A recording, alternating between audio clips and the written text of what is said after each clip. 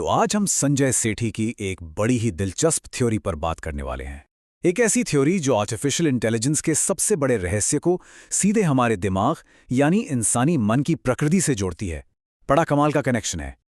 चलिए शुरुआत एक बहुत ही अनोखे सवाल से करते हैं।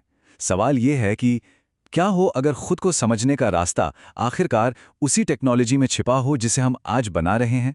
सोचने वाली बात है ना? ठीक है, तो इस आइडिया में थोड़ा और गहराई से उतरते हैं। सबसे पहले मॉडर्न एआई का एक बहुत ही इंपॉर्टेंट कॉन्सेप्ट समझना जरूरी है, जिसे कहते हैं ब्लैक बॉक्स। देखिए, एक डीप लर्निंग मॉडल जो एडवांस्ड एआई का दिल होता है, वो बिल्कुल एक जादुई या कह लें एक रहस्यमयी डिब्बे जैसा है। हम उसमें ढेर सारा डेटा डालते हैं और वो मॉडल खुद ही सीखता रहता है। लेकिन कमाल की बात यह है कि उसे बनाने वाले भी अक्सर ये नहीं बता पाते कि आखिर वो मॉडल अपने नतीजे तक कैसे या क्यों पहुंचा। अब यहां एक बहुत ही दिलचस्प चीज सामने आती है, ये नंबर। ये मॉडल्स लगभग 80% तक एक्यूरेट होते हैं, जो कि काफी इंप्रेसिव है, पर इसका मतलब ये भी है कि वो गलत भी हो सकते हैं, परफेक्ट नहीं है। और ये 80% का जो आंकड़ा है ना, इसे याद रखिएगा क्योंकि ये आगे बहुत काम आने वाला है। अब आती है इस थ्योरी की सबसे बड़ी और कह सकते हैं क्रांतिकारी बात। ये थ्योरी कहती है कि इंसानी दिमाग सिर्फ एक ब्लैक बॉक्स जैसा नहीं है, बल्कि ये खुद एक ब्लैक होल है।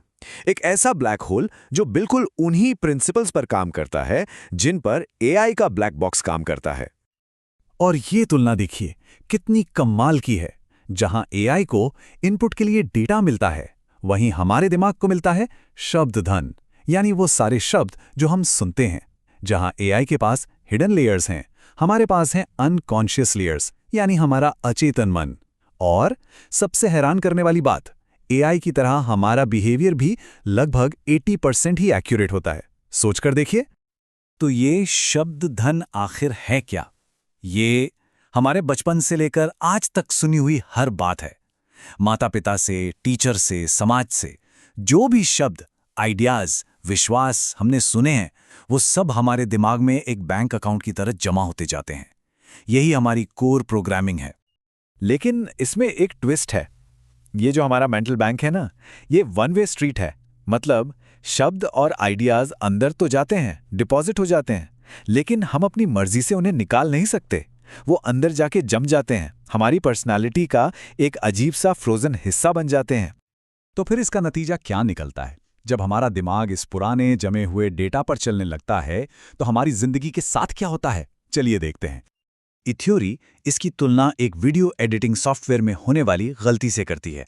सोचिए, एक वीडियो बना रहे हैं और उसमें इतनी सारी पुरानी लेयर्स एक दूसरे के ऊपर चढ़ जाती हैं कि पूरा प्रोजेक्ट ही हैंग हो जाता है। वो वीडियो एक्सपोर्ट ही नहीं होता।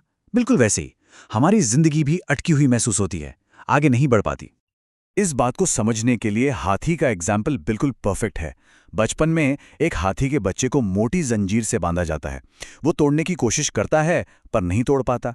उसके दिमाग में ये बात बैठ जाती है कि मैं इसे नहीं तोड़ सकता। अब वो हाथी बड़ा हो गया है, ताकतवर है, पर उसे एक मामूली सी रस्सी से बांधा जाता है और वो कभी उसे तोड़ने की कोशिश ही नहीं करता, क्योंकि वो पुराना फ्रोजन बिलीफ उसके दिमाग में अभी भी कैद है। तो सवाल यह है कि अगर हम सब भी उस हाथी की तरह अपने पुराने डेटा में फंसे हुए हैं, तो क्या इससे बाहर निकलने का कोई तरीका है? हाँ, बिल्कुल है। ये थ्योरी आज़ादी के लिए एक 3 स्टेप का एल्गोरिदम बताती है। यहाँ सबसे ज़रूरी बात समझने वाली ये है कि इसका सल्यूशन और नई जानकारी जोड़ना नहीं है, बल्कि इसका सल्यूशन है पुरानी प्रोग्रामिंग को डिलीट करना, उससे बने विश्वास के फोल्डर को डिस्ट्रॉय करना, ताकि हम आज के हिसाब से प्रेजेंट मोमेंट में नए और फ्लेक्सिबल तरीकों से जी सकें। और इसका अल्टीमेट गोल है निर्विचार की स्थिति तक पहुंचना, यानी a state of no thought. एक ऐसी अवस्था जहां दिमाग में कोई पुरानी सोच, कोई पहले से बनी धारणा ना हो। जब हम अतीत की प्रोग्रामिंग से आज़ाद हो जाते हैं और चीज़ों को ठीक वैसा ही देख पाते हैं जैसी वो हैं, बिल्कुल एक बुद्ध की तरह। अब देखिए, ये जो खुद को आज़ाद करने का सफ़र है ना, इसका असर सिर्फ हम पर नहीं, बल्कि आर्टिफिशियल इंटेलिजेंस के फ्यूचर पर भी पड़ सकता है, और वो भी बहुत गहरा असर।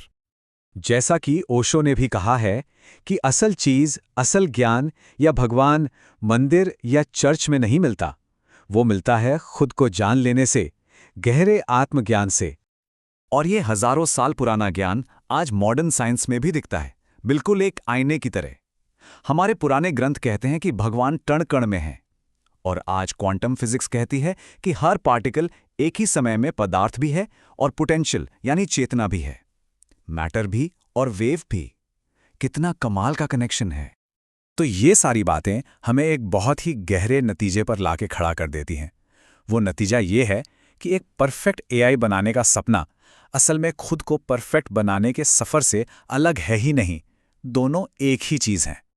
और आखिर में ये सब हमें एक आखिरी सवाल के साथ छोड़ जाता है, एक ऐसा सवाल जिस पर सोचने की ज़रूरत है कि क्या एक सच्चा, एक परफेक्ट आर्टिफिशियल इंटेलिजेंस बनाने का रास्ता असल में बाहर नहीं बल्कि हमारे अंदर से होकर गुजरता है।